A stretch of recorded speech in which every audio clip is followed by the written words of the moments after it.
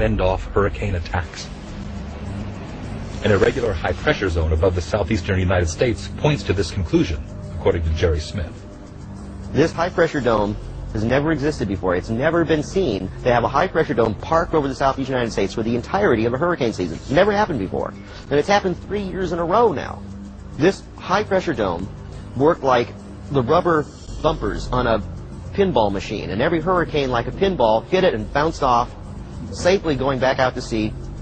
The date coincidence of HARP being completed and this buffer being in effect, I think, is very telling.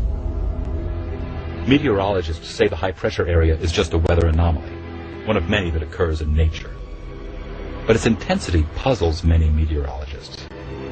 Is this the same type of manufactured high-pressure system that experts feel hovered over California from 1988 to 1992? Today, nations still deny they are weaponizing weather, but there are suggestions to the contrary. This U.S. Air Force report graphically outlines the military's desire to exploit and manipulate the weather for the purposes of war by the year 2025. According to one of the most harrowing lines in this report, quote, "Weather modification is a force multiplier with tremendous power that could be exploited across the full spectrum of war-fighting environments." The 2025 report on weather was essentially a military analysis of what could we do, whether it was to create rainfall, create drought conditions. The idea was by 2025 we would be able to manipulate virtually every aspect of weather. It expressly states how and why the United States Air Force should own the weather. What technologies will be necessary to fight future wars using weather as a weapon. The rationale for this is really the ultimate war is if you never have to fire a round, nobody ever knew you'd launched the fight. And this is what weather warfare offers militaries around the world.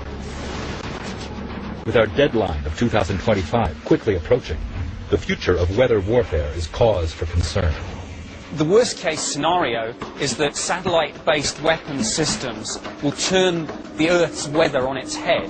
It could rain in the desert and you could have a heat wave in the Arctic.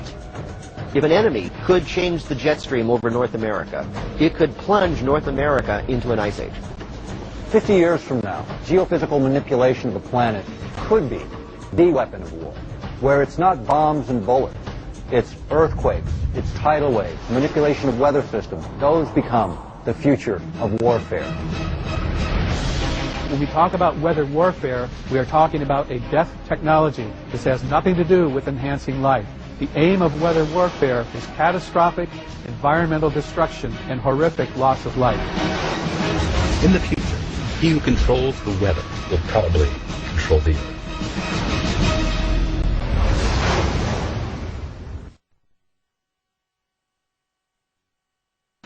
Now, this very interesting research project study from 1992 was sponsored by the National Academy of Sciences, National Academy of Engineering, and the Institute of Medicine. The study was approved and funded by Congress and is the textbook on greenhouse gases, global warming, policy decisions, and migrations. It was called Policy Implications of Greenhouse Warming, Migration, Adaptation, and of the Science Base. And that came out in 1992. I remember back then it was all greenhouse gas and everything.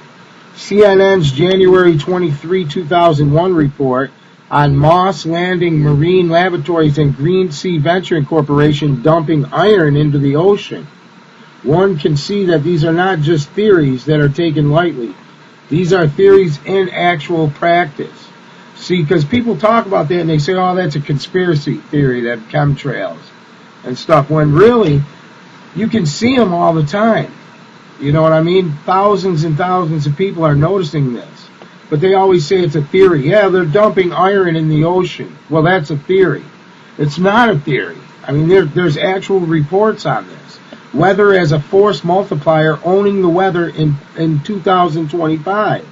This is an Air Force research paper, which is the goal for the U.S. Aerospace Forces to own the weather by 2025 for military purposes. There's a whole summary. You can find that at Chemtrails 911.com. Now, the schools children are being taught about aerial sunscreen concept, so they're starting to change the curriculum and stuff and teaching this in the schools as part of science. Small particles are released during a military exercise. This happened in Santa Cruz around 2004. They're being directly informed that they are spraying small particles over populated areas. Oh my God. And they're just talking about this stuff as it's a natural occurrence. Like this is something that happens every day. It's just like the rain or the snow or the wind blowing. When the media reports that, this is how they report it. 2 patents filed and issued for atmospheric spraying with aluminum oxide. This is going to come out of a jet mill deagglemator.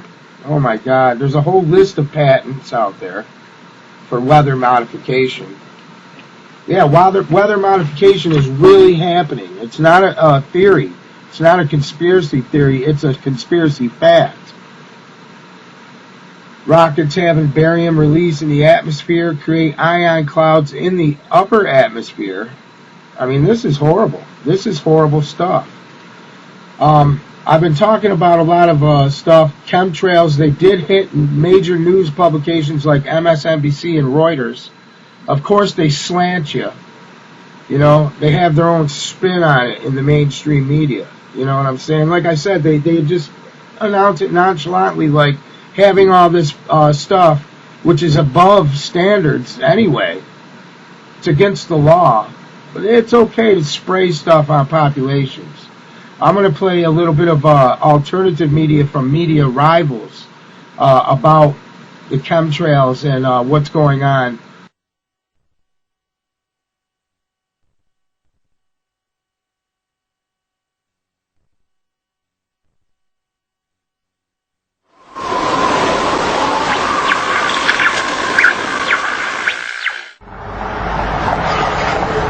There is a growing citizens movement demanding an explanation of chemtrails. And I talked to my NSA buddies at Fort Carson, Peterson Air Force Base, and Buckley, where I was actually their doctor taking care of the pilots flying and spraying the chemtrails. So I know it's real. If anybody says it's not real, they're full of it.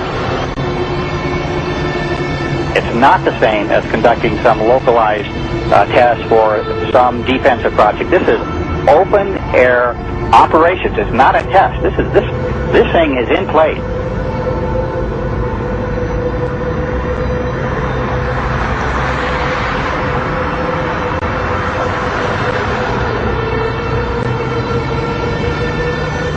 It didn't start till about 1996. Exactly. And, growing up my whole life, a condensation trail just turned, the 20 seconds, a minute, 2 minutes. And now it can be in the summer at like 4,000 feet, and there's these big clouds behind jets. Some jets leave it behind, leave a trail behind them. Other jets at the same flight level, same altitude don't. And, instead of just getting into are they spraying us or what's changed the jet fuel or what's changed the atmosphere, there are tens of thousands of declassified admissions under different programs where different Pentagon programs, different agencies of the government have tested chemical, biological, and radiological agents on the American people. Talking about this a few years ago was extremely dangerous. Now that we have YouTube and more social networking devices, such as even Rupert's MySpace, this is really getting out in such a way that they can't control it. They must just be really, if you can use the expression, shitting themselves over this, because they can't control people now talking about the elephant in the room, what is so obvious to all of us.